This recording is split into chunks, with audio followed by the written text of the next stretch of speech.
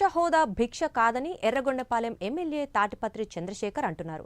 ప్రతిపక్ష హోదా ఉంటే ప్రజా సమస్యలపై పూర్తి స్థాయిలో అసెంబ్లీలో చర్చించడానికి వీలవుతుందని అంటున్న ఎమ్మెల్యే చంద్రశేఖర్తో మా ప్రతినిధి రవికృష్ణ ఫేస్ టు ఫేస్ ఇప్పుడు చూద్దాం. చంద్రశేఖర్ గారు మనతో పాటు ఉన్నారు. కొద్దిసేపటి క్రితమే ఆయన అసెంబ్లీలోకి వెళ్ళటం, ఆ తర్వాత అసెంబ్లీని బాయ్కట్ చేసి వచ్చిన పరిస్థితి కనపడింది. ఆయనతో మనం మాట్లాడడం. సార్, అసలు మీరు అసెంబ్లీకి వచ్చారు, వెంటనే వెళ్ళిపోతున్నారు, ఏంటి ఇలా అయితే ఎలా?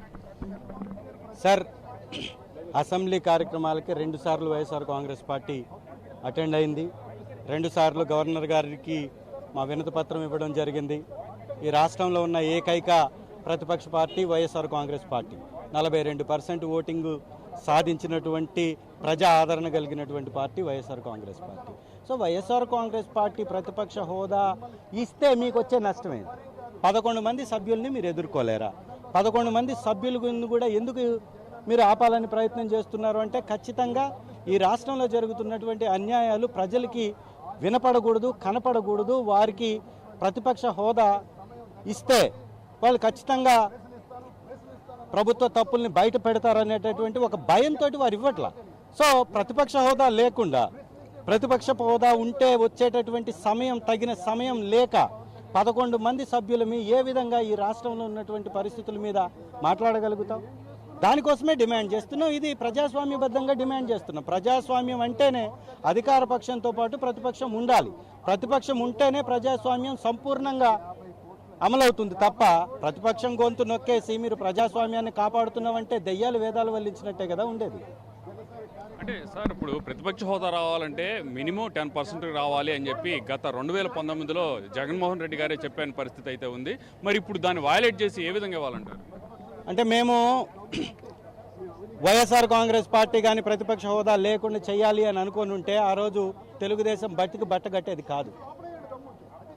మీరు 23 మందిని గతంలో వైఎస్ఆర్ కాంగ్రెస్ పార్టీ నుంచి సంతలో పశువుల్లాగా ఎమ్మెల్యేలను కొన్నట్టు మేమేం కొనలేదే. నిజంగా వైఎస్ఆర్ కాంగ్రెస్ పార్టీ ప్రతిపక్ష హోదా లేకుండా చేయాలి అని అనుకుంటే మీరు మీ పార్టీ మీ యొక్క గళాన్ని వినిపించగలిగేదా?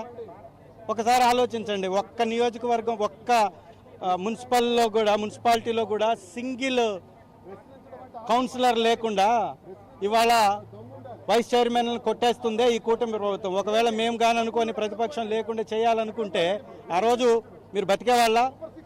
ప్రజాస్వామ్యం బతికేదా? ఒకసారి ఆలోచించండి. అంటే ఇవాళ మీరు వచ్చారు, తర్వాత నుంచి బాయ్కట్టే వెళ్ళిపోతున్నారు, రేపు వస్తారా? సార్, ఖచ్చితంగా ఈరోజు బడ్జెట్ సెషన్ అయిపోయిన తర్వాత, వారి ప్రసంగం అయిపోయిన తర్వాత గవర్నర్ గారు ఎలా స్పందిస్తారో దాని మీద మా యొక్క విధానం ప్రకటిస్తాం. అంటే గవర్నర్కి ఏమైనా రిప్రజెంటేషన్ ఇచ్చారా మీరు?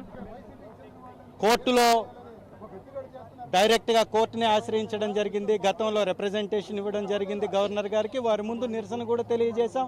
వారికి మా యొక్క డిమాండ్స్ ఏంటో కూడా తెలియపరిచాం. అది అసెంబ్లీ సాక్షిగా డిమాండ్ చేయడం జరిగింది. స్పీకర్ గారిని కూడా స్పందించవలసిందిగా కూడా కోరుకున్నాం. మేము స్పీకర్ గారిని కూడా మేము ఇచ్చినటువంటి కోర్టులో వేసినటువంటి దాఖలు చేసినటువంటి ప్రత్యేక ప్రతిపక్ష హోదా కోసము మేము ఇచ్చినటువంటి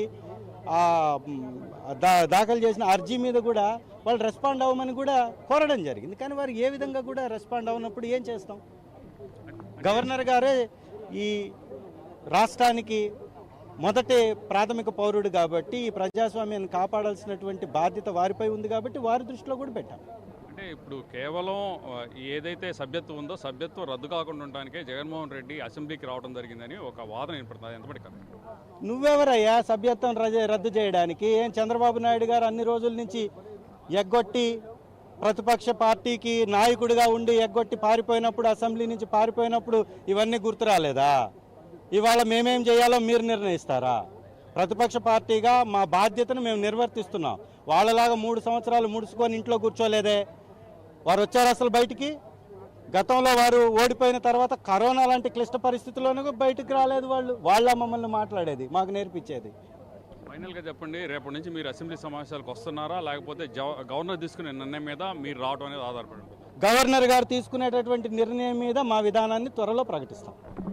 అంటే ఏదైతే దీనికి సంబంధించి అసెంబ్లీ సమావేశాల్లో తాము అయితే మాత్రం బాయ్కట్ చేయలేదని చెప్తున్నారు. గవర్నర్ తీసుకునేటువంటి నిర్ణయం గవర్నర్కి రిప్రజెంటేషన్ ఇచ్చాము, ఆ రిప్రజెంటేషన్ ఇచ్చాము కాబట్టి ఆ రిప్రజెంటేషన్కి అనుగుణంగానే ముందుకు వెళ్తామని చెబుతున్నారు. తామైతే మాత్రం ప్రతిపక్ష హోదా కావాలని గట్టిగా కోరుకున్న పరిస్థితి అయితే ప్రస్తుతం కనపడుతుంది. కెమెరా పర్సన్ ఉదయ్తో రవికృష్ణ, ప్రైమ్ న్యూస్, అమరావతి నుంచి.